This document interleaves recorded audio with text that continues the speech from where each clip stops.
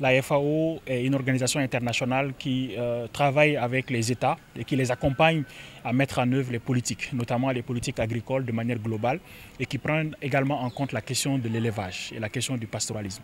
Et dans ce cadre, la FAO a un projet sur le pastoralisme au niveau du Sahel qui intervient dans plusieurs pays, dont le Sénégal. Et au niveau du Sénégal, nous travaillons très particulièrement avec une organisation de pasteurs, le RBM Sénégal. Donc le RBM qui est une organisation africaine mais qui a une antenne au niveau du Sénégal. Donc c'est avec cette organisation que nous avons un protocole d'accord qui nous permet véritablement de mettre en œuvre un certain nombre d'activités. Et parmi ces activités, il y a eu une étude qui a été réalisée sur la typologie des conflits et également les mesures de prévention et de gestion de ces conflits. Entre autres, la FAO a également travaillé sur d'autres études et d'autres recherches sur le monde pastoral. Et à travers ces différents documents, nous avons jugé nécessaire d'organiser aujourd'hui à Thiès un atelier de 2 jours pour revenir globalement sur les résultats de ces études et pour voir comment nous pourrons davantage vulgariser ces études-là et prendre en compte véritablement 3 aspects essentiels. Le premier point, c'est la gouvernance des ressources naturelles pastorales, notamment la question foncière et la question de l'eau. Et nous avons vu que cette question est une question centrale pour pouvoir accompagner un peu les différents acteurs qui interviennent dans le secteur du pastoralisme, aussi bien au Sénégal, mais également dans la sous-région et même dans le monde.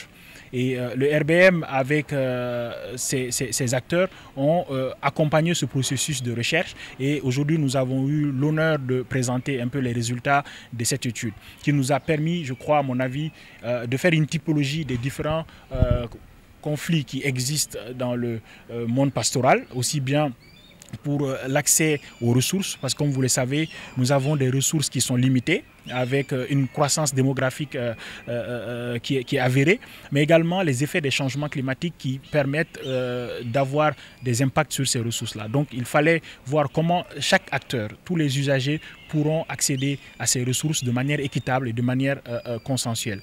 Et c'est pour cette raison que les typologies de ces conflits nous a permis d'identifier des pistes de solutions. Déjà pour prévenir les conflits, parce que le mieux pour nous, c'est vraiment d'éviter les conflits entre ces différents acteurs. Mais aussi s'il y a ces conflits, de voir comment on peut prendre en charge rapidement ces conflits pour éviter que ça soit dégénéré et que ça puisse induire à des situations désespérées.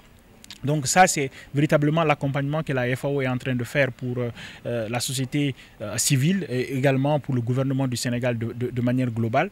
Nous avons également profité de ces discussions pour présenter rapidement les actions qui sont prévues pour l'année internationale des parcours et des pâturages, qui est une année internationale importante pour le système des Nations Unies. La FAO est responsable de coordonner un peu cette année internationale en accompagnant les différents États membres à mettre en place leur plan d'action et à pouvoir identifier des activités qui seront déroulées à partir de l'année 2026. Donc c'est également ces activités que nous avons pu faire aujourd'hui ici lors de ces 2 jours d'atelier au niveau de Thiès. D'abord, il faudrait au niveau central, au niveau de l'État, qu'on puisse mettre en place un comité de pilotage. Un comité de pilotage qui va prendre en compte véritablement tous les acteurs qui interviennent sur le pastoralisme. Et ce comité de pilotage aura pour tâche véritablement de développer un plan d'action, comme je l'ai dit. Et ce plan d'action pourrait être accompagné par les différents acteurs, aussi bien l'État, les organisations de pasteurs, mais aussi les partenaires techniques et financiers qui souhaiteraient accompagner ce processus. Ça sera véritablement les activités que nous pouvons concevoir pour le Sénégal. Mais les activités du Sénégal doivent être aussi en lien avec ce qui est prévu au niveau de la sous-région, parce qu'il y a également un comité de pilotage au niveau de la sous-région et qui est aussi en contact avec le comité de pilotage international dont la FAO et d'autres acteurs sont membres pour coordonner un peu les activités qui sont prévues pour l'année 2026 dans le domaine du pastoralisme de manière générale.